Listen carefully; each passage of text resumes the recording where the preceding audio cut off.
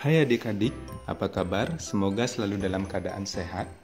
Hari ini kita akan membahas materi tentang konsep budaya. Adapun kompetensi dasarnya yaitu memahami konsep budaya. Adik-adik, adapun tujuan pembelajaran dari konsep budaya ini yaitu 1. Peserta didik dapat memahami konsep budaya. Kedua, peserta didik dapat mempresentasikan konsep budaya. Nah, adik-adik, dalam kehidupan sehari-hari, kita sering mendengar kata atau istilah budaya.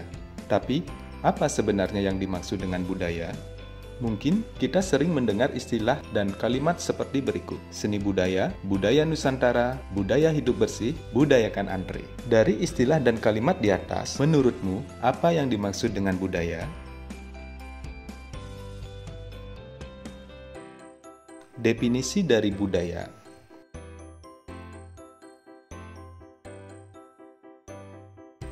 Budaya berasal dari bahasa Sanskerta, yaitu budaya, yang dalam bentuk jamak dari budi, budi atau akal, diartikan sebagai hal-hal yang berkaitan dengan budi dan akal manusia. Kemudian definisi kebudayaan. Definisi kebudayaan secara umum yaitu: secara umum, kebudayaan dapat berarti cara hidup yang dimiliki bersama oleh sekelompok masyarakat yang diwariskan secara turun-temurun dari generasi ke generasi.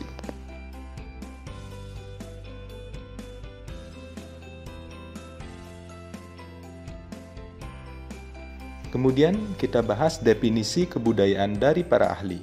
Menurut Konjaraningrat, mengungkapkan bahwa budaya sebagai sistem gagasan, tindakan, dan hasil karya manusia dalam rangka kehidupan masyarakat yang dijadikan milik diri manusia dengan belajar. Lain halnya dari pandangan Ki Hajar Dewantara, mengungkapkan budaya merupakan buah budi manusia yang merupakan hasil dari dua pengaruh besar, yaitu alam dan kodrat masyarakat. Ini merupakan sebuah bukti kejayaan kehidupan manusia untuk dapat mengatasi kesulitan di dalam hidupnya, agar keselamatan dan kebahagiaan bisa tercapai. Nantinya, sifat tertib dan damai juga akan terlahir dari sini.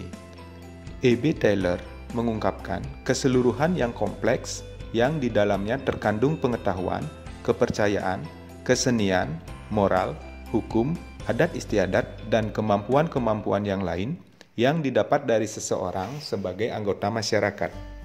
Herkovits mengungkapkan, sebagai sesuatu yang turun-temurun, yang dari satu generasi ke generasi berikutnya, yang kemudian disebut juga dengan superorganik.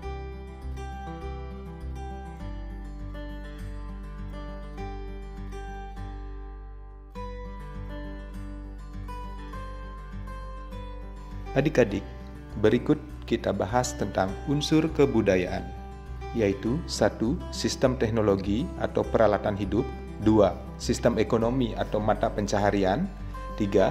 Sistem kekerabatan atau organisasi sosial, 4.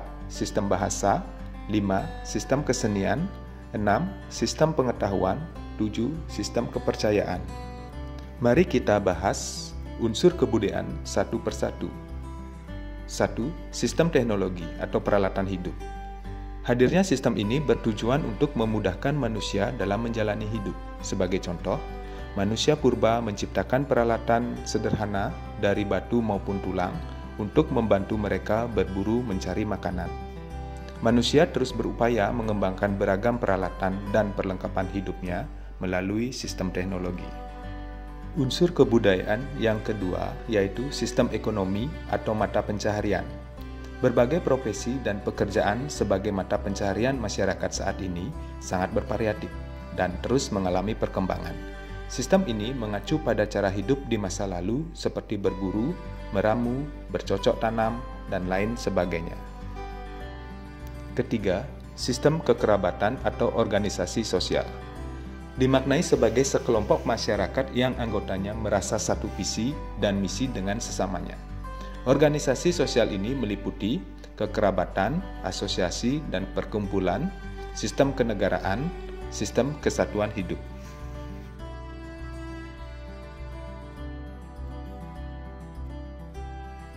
Keempat, sistem bahasa. suatu pengucapan yang indah dalam elemen kebudayaan dan sekaligus menjadi alat perantara yang utama bagi manusia untuk meneruskan atau mengadaptasikan kebudayaan. Ada dua bentuk bahasa, yaitu lisan dan tulisan. Kemudian selanjutnya yang kelima, sistem kesenian. Kesenian dapat dimaknai sebagai segala hasrat manusia terhadap keindahan. Bentuk keindahan yang beraneka ragam itu timbul dari imajinasi kreatif yang dapat memberikan kepuasan batin bagi manusia. Secara umum, bentuk kesenian dipetakan menjadi 3 garis besar, yaitu seni rupa, seni suara, dan seni drama.